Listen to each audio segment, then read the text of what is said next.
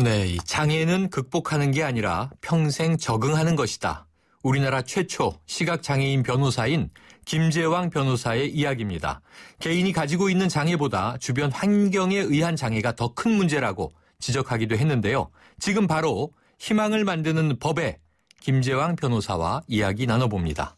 변호사님, 안녕하세요. 안녕하세요. 네, 원래는요, 이 대학원까지 생물학을 공부하셨다고 들었어요.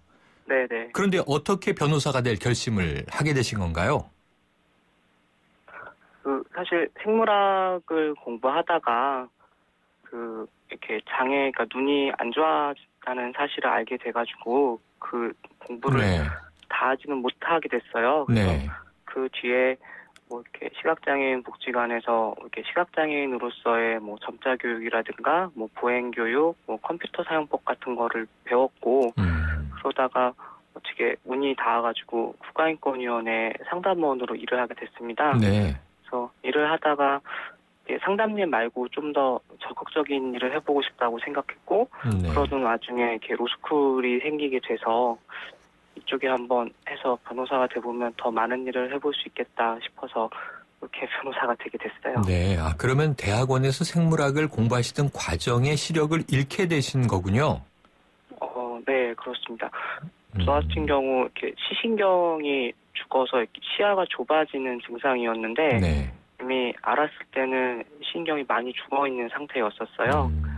네, 그래서 그리고 또 이게 또 계속해서 이렇게 증상이 진행이 되고 있어가지고 생물학 공부를 더 하기는 좀 어려운 상황이었었습니다. 네, 자 이게 선천적이든 후천적이든 이 장애, 시각장애 이게 상상할 수 없는 그런 일인데요. 우선 그 공부를 하는 자체가 쉽지 않으셨을 것 같아요. 그리고 다른 분야도 아니고 법은 특히 읽고 공부할 것이 좀 많은 학문 분야 아닙니까? 가장 큰 어려움 어떤 것이었나요? 사실은 제가 공부를 할 수 있으려면 그런 자료가 좀 필요했는데요. 네. 저는 종이책을 눈으로 볼 수는 없으니까 그래서 제가 볼 수 있는 형식의 파일이 필요했습니다.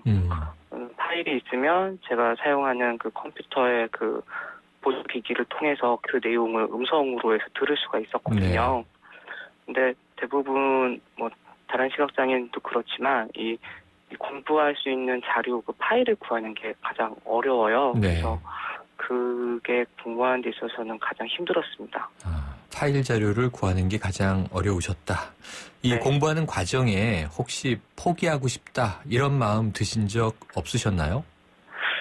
네, 사실 아무래도 좀 나이가 좀 있게 된 다음에 법 공부를 하게 됐고 그러다 보니까 이게 포기를 할 수가 없었던 것 같아요. 그러니까 여기 이제 이거 그만두고 딱히 다른 거 할 것 찾기도 쉽지 않고 그리고 기왕 하기로 한 거 해야 되겠다 이런 생각을 많이 했었습니다. 네, 참 많은 사람들이 이 장애라고 하는 것에 대해서 편견들을 많이 가지고 있습니다.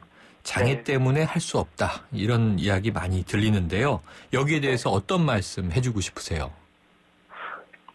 사실은 많은 분들이 그렇게 생각을 하세요. 그리고 저도 처음에 장애를 가졌다는 걸 알게 됐을 때도 내가 눈이 안 보이니까 할 수 있는 게 별로 없다 이런 생각을 많이 했었는데 사실은 그 장애가 저 같은 시각장애인 같은 경우에도 이렇게 정보를 얻는 데 있어서 이렇게 음성으로 정보를 듣는다거나 다른 방식으로 해서 정보를 얻을 수 있는 방법들이 있거든요. 그러니까 그래서 그런 것들을 통해서 공부를 할 수 있었고 그렇기 때문에 그런 좀 환경이 좀 갖추어진다면 이렇게 장애가 있다 하더라도 그 장애를 좀 보완해가지고 충분히 일을 할 수 있는 것 같아요.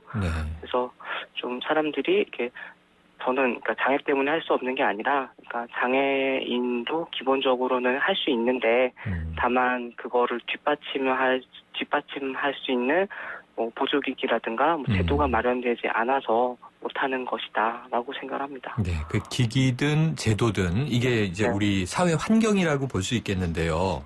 그러니까 이제 이 신체적인 장애보다도 주변 환경에 의한 장애가 더 큰 문제다. 지금 이런 지적이신데 실제로 공부를 하면서 이 체험을 해보시니까 환경 제약이 그렇게 크게 느껴지시던가요? 그랬습니다. 사실은 저 같은 경우는 시험을 볼 때도 이렇게 컴퓨터로 시험을 봤어야 했어요. 그러니까 네. 문제를 파일로 받아서 그거를 제가 가지고 있는 프로그램을 이용해서 소리로 듣고 네. 그런 다음에 답안도 컴퓨터로 작성을 했어야 했는데 만약에 똑같은 시험이라 하더라도 이런 방식으로 시험을 볼 수 있게 하지 않으면 제가 어떻게 시험을 볼 수 있겠어요? 그리고 더 나아가서 이렇게 변호사도 못 됐을 거란 생각이 듭니다. 근데 네. 그나마 이런 제도들이 마련이 되고 이렇게 컴퓨터로 시험을 볼 수 있게 하고 그렇게 시험 문제도 주고 이러니까 제가 시험도 볼 수 있고 이렇게 활동도 할 수 있는 게 아닌가. 네. 따지고 보면 저라는 사람은 바뀐 게 없는데 시험 제도가 어떤 식으로 구성되느냐에 따라서 제가 변호사가 될 수도 있고 네. 되지 못하기도 하고 이렇게 되는 것 같습니다. 그렇군요. 자, 지금 이 희망을 만드는 법이라는 변호사 모임을 만드셨습니다. 네. 어떤 활동을 주로 하고 계십니까?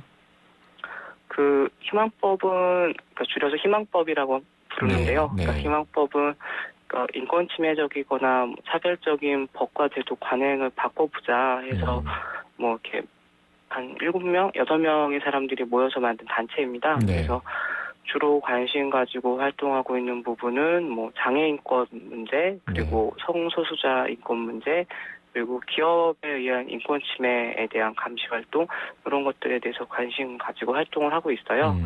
저 같은 경우는 제가 장애를 가진 당사자이다 보니까 장애인권 문제에 관심 가지고 이런 좀 장애 차별 문제를 좀 개선하는 활동들을 하고 있습니다. 네, 자 희망을 만드는 법, 이 희망법 지금 어찌 보면 제가 들으면서 느끼기에는 변호사님이 앞으로 펼쳐나가실 일의 한 이 토대가 되는 것 같은데요. 네. 이 장애가 있더라도 기회를 박탈당하지 않도록 환경을 바꿔나가는 활동 앞으로 어떤 계획 가지고 계십니까? 사실은 그 사회가 좀 많이 바뀌어서 예전에 비해서는 장애인이 살기는 좀 나아지고 있는데 여전히 미흡한 부분들이 있습니다. 뭐 이렇게 극장이라든지 뭐 놀이시설 같은 데서 좀 위험할 것 같다는 이유로 해서 뭐 장애인의 이용을 제한하는 경우들도 있고요. 네. 그리고 이런 장애인들이 시험을 봄에 있어서도 그 장애 유형이나 정도에 맞게끔 이 사람의 장애를 보완할 수 있는 편의가 제공되어야 되는데 그렇지 못한 사례들도 많이 있어요. 그리고 아직도 많은 사람들이 장애인은 이렇게 혼자서 이렇게 생활을 영위하지 못할 것이다. 그러니까 자립 생활을 하지 못할 것이다라고 생각을 하고 그래서 많은 분들이 장애인 시설에서 막 평생 살기도 하고 이런 일들이 있습니다. 그래서 그런 것들을 좀 앞으로 좀 바꿔나가고 싶습니다. 네, 변호사님 하시는 일 앞으로 열심히 응원하겠고요. 오늘 말씀 감사합니다. 네, 고맙습니다. 지금까지 우리나라 최초 시각장애인 변호사 김재왕 변호사와 얘기 나눴습니다.